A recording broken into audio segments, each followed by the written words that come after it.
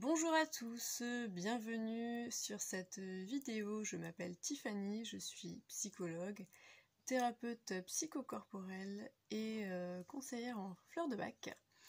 Et aujourd'hui, j'ai envie de vous parler de cette disposition d'esprit qui nous arrive de temps en temps, où on a envie d'aller vers quelque chose, on a comme une petite voix à l'intérieur de nous qui nous pousse à aller dans une direction, et en même temps, ou en face de cette envie, de cette impulsion, nous avons toute une série de pensées, des pensées limitantes, conscientes ou inconscientes d'ailleurs, du style non mais j'y arriverai jamais, c'est un rêve inaccessible, je n'ai pas les capacités, je n'ai pas les moyens, ça me demanderait trop de sacrifices, ça ne me correspond pas, et peut-être que je me fais des idées, si je le réalise peut-être que je vais être déçue, enfin bon,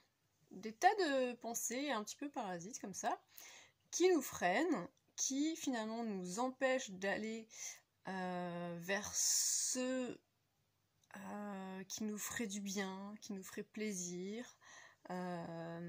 Et ces pensées-là, on pourrait le confondre avec de la peur. On pourrait le confondre avec oui, mais si je ressens de la réticence, c'est peut-être que... Et alors là, là c'est que le mental en fait, qui est dans sa petite roue de hamster et qui arrête pas de tourner, qui est pris dans une même logique, c'est impossible. D'accord ? Donc la première chose que j'aimerais vous dire par rapport à ça, c'est que les pensées limitantes, ce n'est pas de la peur. La peur, c'est plutôt de l'ordre du ressenti corporel, d'accord ? La peur, elle passe d'abord par le corps avant d'arriver au mental. Là, on est plutôt dans le processus inverse, c'est le mental qui va essayer de s'auto-convaincre qu'on prend la bonne décision en renonçant à notre désir, à notre rêve, à ce dont on a envie. D'accord ? Et ça, c'est vraiment des croyances limitantes. Et les croyances limitantes, c'est un genre d'auto-conditionnement ou d'auto-hypnose qu'on se fait tout seul à partir peut-être d'un événement qui est arrivé 10 ans plus tôt, qui s'est engrammé, qu'on a pris pour qu'on a pris pour quelque chose d'acquis, et qui en fait aurait pu être remis en question des dizaines de fois, et qu'on n'a jamais remis en question. Et ce truc-là, ça nous maintient dans quelque chose comme une zone de confort. Hein, c'est la zone de confort, on va pas aller chercher plus loin, parce que c'est challengeant, parce que ça nous demande d'aller puiser des ressources en nous, etc.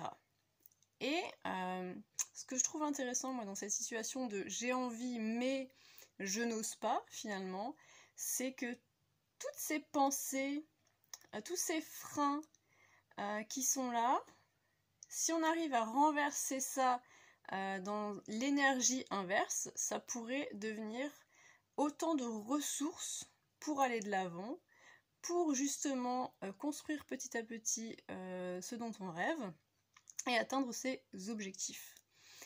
Et c'est pour ça que je pense que dans ce qu'on prend pour des peurs, des craintes, se cache en réalité un grand potentiel de réalisation, de manifestation, pour peu qu'on ose sortir de sa zone de confort.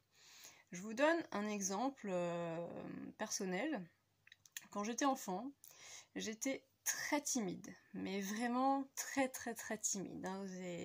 J'étais comme une petite souris à l'école, je me cachais derrière mes livres pour que la maîtresse ne remarque pas que j'existe.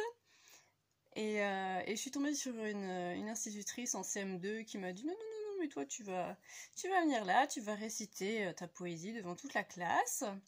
Et puis d'ailleurs on va tous participer à une pièce de théâtre, et ce sera toi qui auras le rôle principal. Et cette institutrice m'a donné envie de devenir moi-même institutrice. Donc vous voyez le gap entre non, non, non, ça c'est pas pour moi, j'y vais pas, je me cache, et bah, finalement j'ai envie de devenir maîtresse d'école. Et c'est là qu'il y a en fait ce potentiel, c'est-à-dire que si on arrive à dépasser toutes nos craintes et nos limites et toutes nos croyances, la mauvaise estime de nous-mêmes, j'en suis pas capable, etc., finalement on peut aller beaucoup plus loin, et il y a comme un retournement qui se fait à l'intérieur de nous, dans notre manière de penser, de se dire bah finalement j'ai réussi ça, j'ai réussi à dépasser tout ça, mais de quoi est-ce que je suis encore capable en fait? Ça nous donne un courage et une force de se dire bah en fait il suffit que j'écoute pas toutes ces pensées limitantes et que j'y aille. D'accord? Et plus on fait ça, plus on dépasse ses craintes et plus on réitère l'expérience, plus on acquiert de ressources, de compétences et de capacités, et plus on va loin. Et donc cet enfant que j'étais, qui n'osait pas réciter sa leçon ou sa poésie devant toute la classe, elle a appris à prendre en charge un groupe d'élèves, elle a appris à prendre en charge un groupe d'adultes, et aujourd'hui, elle serait capable de faire une conférence devant 2000 personnes. D'accord ? Donc, je vous invite vraiment à faire la différence entre la peur et les pensées limitantes. Et ce qui est intéressant dans le développement personnel, la psychologie positive et tout ce qui nous permet de sortir de notre zone de confort, c'est justement de se dire bah ça c'est une pensée, mais je peux la transformer, et en la transformant finalement je peux aller beaucoup plus loin. Et moi ce qui m'intéresse en tant que thérapeute, c'est de voir si votre mode de pensée, vos schémas de pensée et tout ce qui fait que vous appréhendez la vie de telle ou telle manière, est-ce que ça vous sert dans la vie? Est-ce que ça vous permet d'atteindre vos objectifs? Est-ce que ça vous permet de vous accomplir? Est-ce que ça vous permet d'être heureux? Ou est-ce que ça vous freine? Est-ce que ça vous limite? Est-ce que ça vous maintient dans quelque chose qui n'est pas épanouissant pour vous? C'est ça qui est intéressant de savoir. Et plus que est-ce que votre système de pensée il est valable ou pas? Vous prenez deux personnes qui ont un système de pensée totalement différent, qui voient la vie de manière totalement différente, mais il n'y en a aucune qui a raison ou tort en fait, c'est pas la question. La question c'est est-ce que ça te sert? Est-ce que tu es heureux comme ça? Ou est-ce que tu ferais pas mieux de voir les choses sous un angle différent qui toi te permettent de réaliser tes rêves, de t'accomplir et d'être heureux? C'est ça moi qui m'intéresse. Donc voilà, c'était mon premier message. Et mon second message c'était quand vous n'osez pas, plutôt que de rester dans une posture de paralysante en fait, à tourner, à avoir des pensées comme ça qui tournent en boucle, oui mais non, et si et ça, et s'il arrive ça, etc. Bah faites un premier pas en fait. Commencez à agir petit à petit, voilà, un pas à la fois. Et puis c'est en étant dans l'action que vous allez vous rendre compte que finalement vous ne risquez rien, que finalement c'était pas aussi risqué que ça, que finalement vous êtes capable. Voilà, mais vraiment remplacer la pensée par l'action. Ça c'est très intéressant à tenter.